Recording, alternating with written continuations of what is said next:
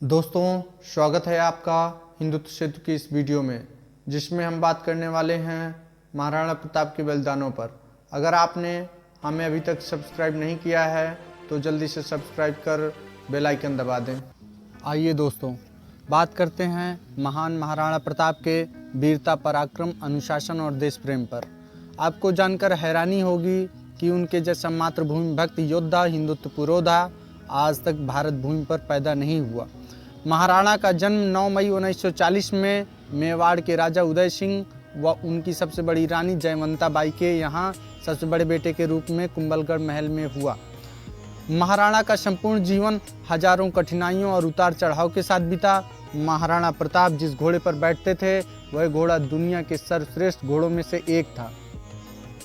वो 72 किलो का कवच और 81 किलो का भाला लेकर अपने हाथ में ढाल तलवार का वजन मिलाकर 208 किलो उठाकर युद्ध करते थे। दोस्तों सोचिए, तब उनकी शक्ति क्या रही होगी। इस वजन के साथ दुश्मनों से दिन भर लड़ना मामूली बात नहीं थी। तो सवाल ये उठता है कि अगर वह इतने ताकतवर थे तो अकबर से 2 बार युद्ध हुआ, वह भले नहीं हारे पर युद्ध जीते भी नहीं।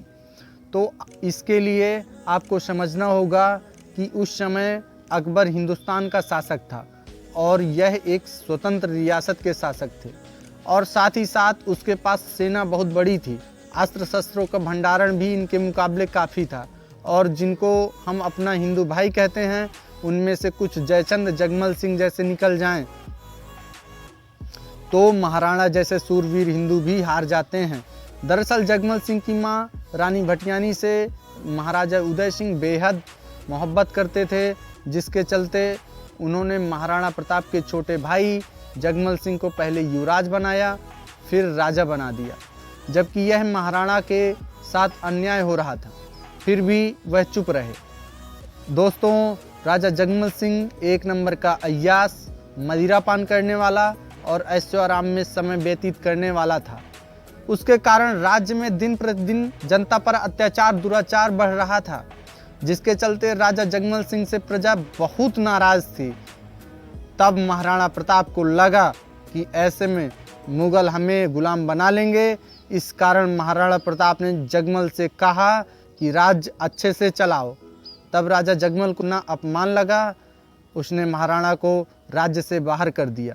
काफ़ी समय बाहर रहने के बाद उन्हें 1568 ईस्वी में राजा उदय सिंह के मरने के उपरांत समस्त राजपूत सरदारों व जमींदारों की सहमति से महाराणा प्रताप का राज्याभिषेक कर दिया जाता है, और राजा जगमल सिंह अकबर से समझौता कर उनकी शरण में चला जाता है।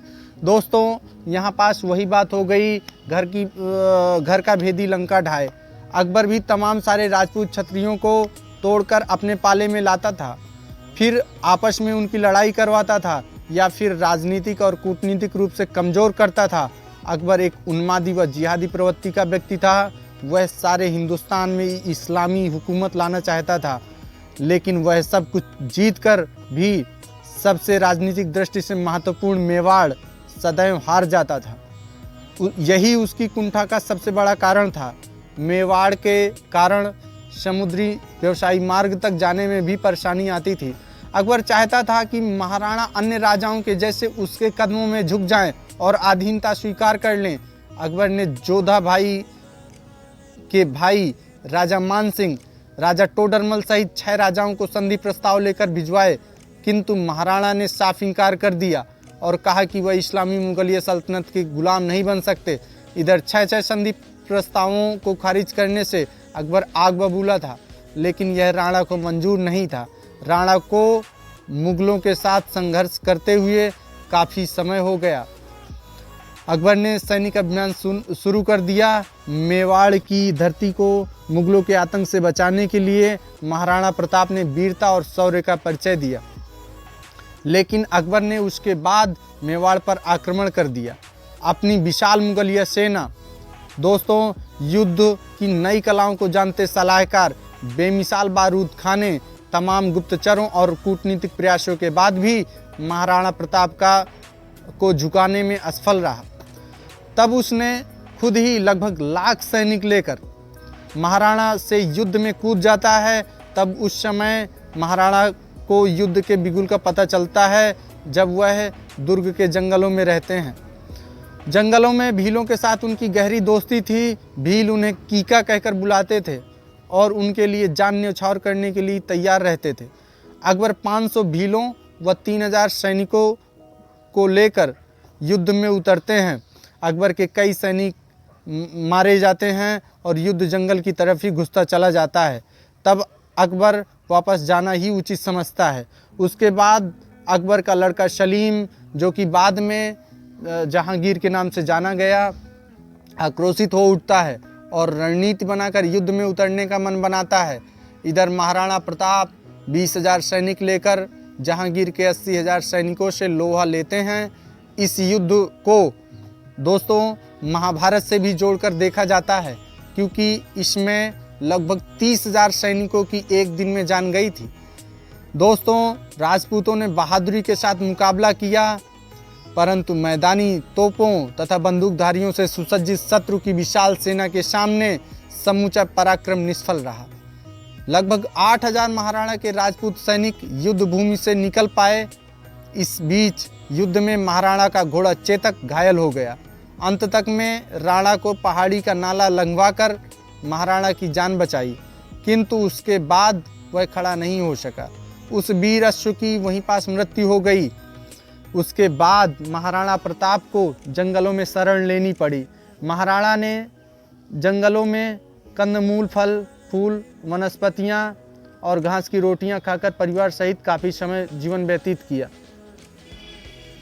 उसके बाद महाराणा के सहयोगी भामाशाह की सहायता से फिर से राणा ने सेना खड़ी की और धीरे धीरे राणा ने ज़्यादातर जगह वापस ले ली, चित्तौड़ के किले को छोड़कर। इसके बाद मुगलों ने कई बार चुनौती दी, लेकिन उनको मुंह की खानी पड़ी। धीरे धीरे महाराणा चिंता करने लगे।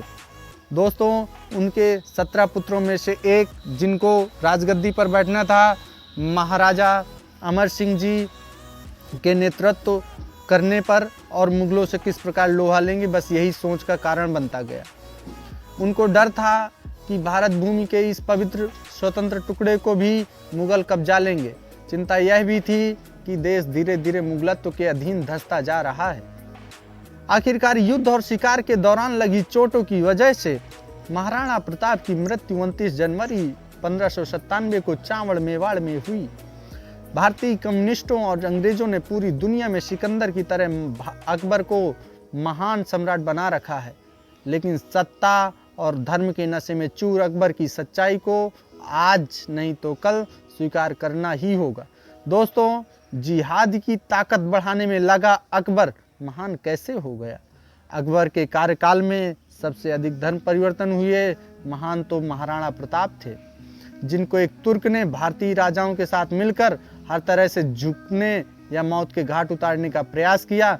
लेकिन दोस्तों, महाराणा ने अपने आत्मसम्मान को बचाए रखा और कभी भी अकबर की अधीनता स्वीकार नहीं की। महाराणा प्रताप ने भगवान शिव की कसम खाई थी दोस्तों, अकबर को सदैव तुर्क कहने की और कभी भी उसको अपना बादशाह नहीं मानने की। महाराणा सचमुच महान थे। वह आज के और भविष्य के सनातनियों के लिए सदैव प्रेरणा के स्रोत रहेंगे। बहुत बहुत धन्यवाद दोस्तों आपका।